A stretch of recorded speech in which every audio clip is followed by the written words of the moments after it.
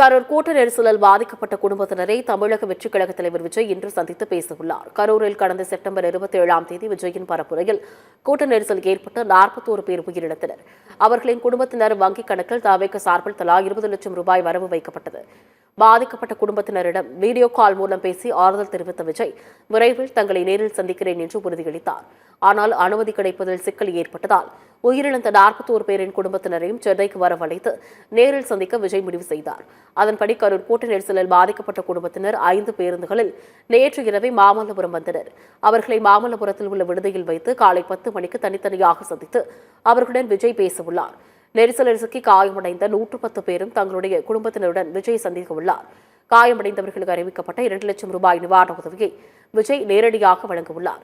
கடந்த மாதம் 27ஆம் தேதி கூட்ட நெரிசலில் 41 பேர் உயிரிழந்த நிலையில் இந்த மாதம் அதே நாளில் அவர்களது குடும்பத்தினரை விஜய் சந்திக்க இருப்பது கவனிக்கத்தக்கது.